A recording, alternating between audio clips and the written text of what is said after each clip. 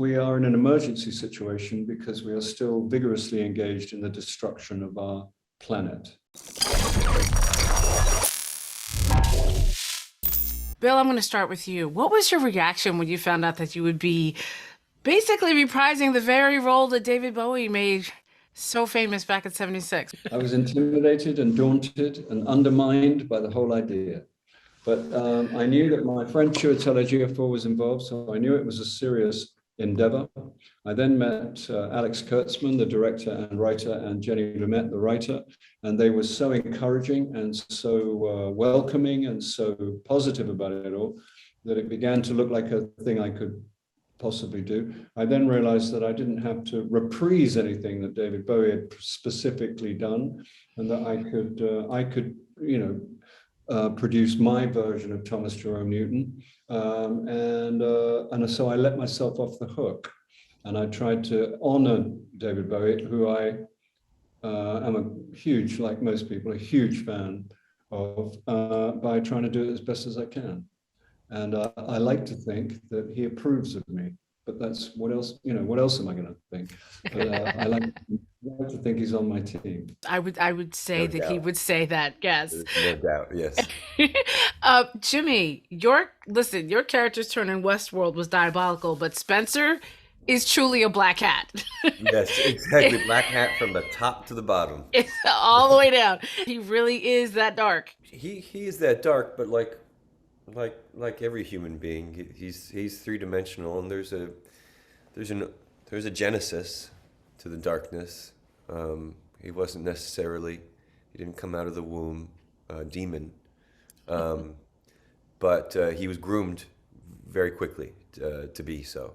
An emotion. He's got kind of this emotional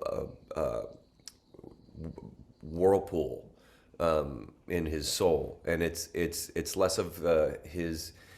He was born with the inability to connect with others, and it's just something that happened through experience. So that is articulated pretty beautifully by Alex and Jenny. I was just talking to Alex, and he talked about how specific he was in making sure that everyone in the audience could feel the isolation and the loneliness. Yeah, I think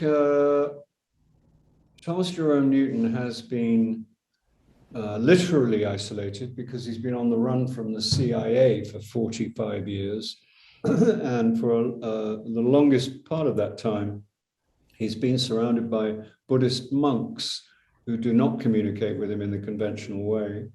And he's had no contact with anyone from his own species, from his own planet. And also he's isolated by the fact that he has a catastrophic relationship with alcohol, which in the movie was one of the ways in which they manipulated him by administering alcohol to him at various points.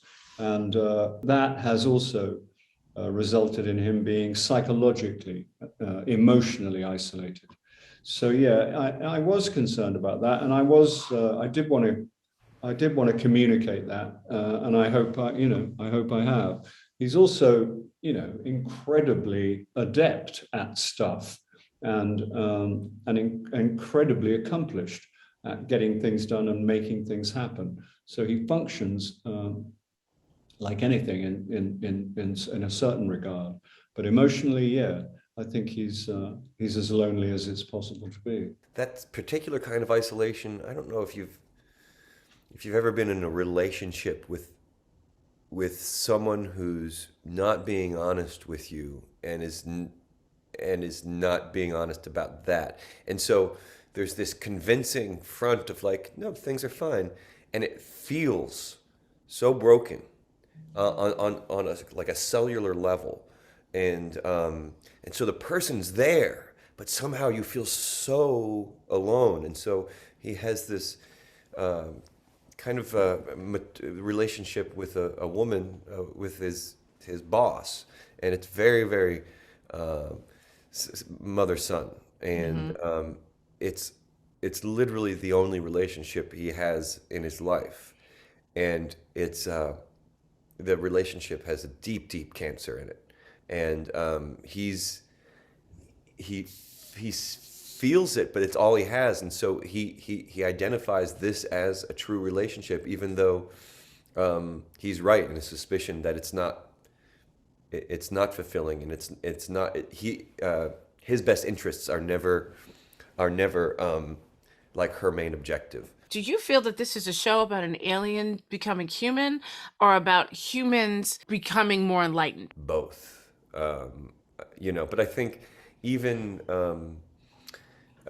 Jenny and Alex's Faraday, they're writing as two humans, and so there are all these wonderful childlike human qualities within Chiwetel that yes, we want to evolve into this idea of this alien, but also we want to stay true to that childlike quality in ourselves. Both aliens become a kind of hybrid, if only that they develop a kind of human sensibility. In other words, they become vulnerable to emotion, not least love. There are humans who are elevated by their contact with the aliens. So I think both things are true. Probably, the idea of Faraday being, I don't know about humanized, but I think Thomas Newton says it something like infected by, the human emotional life, which is the kind of good news and the bad news. It's good news because it's glorious, and it's bad news because it hurts. Why is this show timely? Why is it needed right now? Because we are in an emergency situation, because we are still vigorously engaged in the destruction of our planet. And although there's a lot of talk and a lot of air around the facts, there are still very powerful and important interests who deny such a thing, who bewilderingly deny it.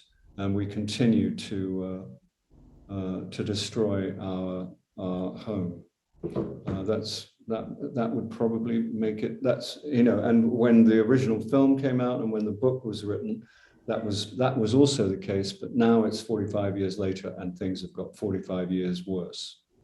It's the emergency that this planet is in right now, and everyone who can is we were talking earlier about how essential art is human evolution. Art is interconnectivity, and through shared needs, and that this is what we need. And it's so perplexing that so many people are denying our reality, and our entire human race is at stake.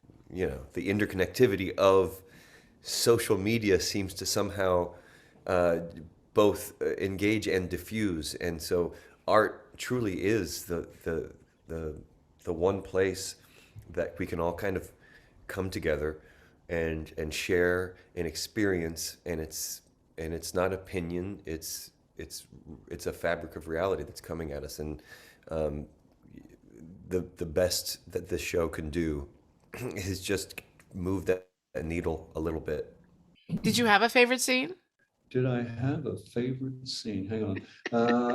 Yeah, I'm trying to remember. Yeah, I do. I like. There was one scene towards the end with Naomi and Chiwetel and I, where I try and persuade Naomi to do what I want, and the writing is just. I mean, all of the writing is fantastic.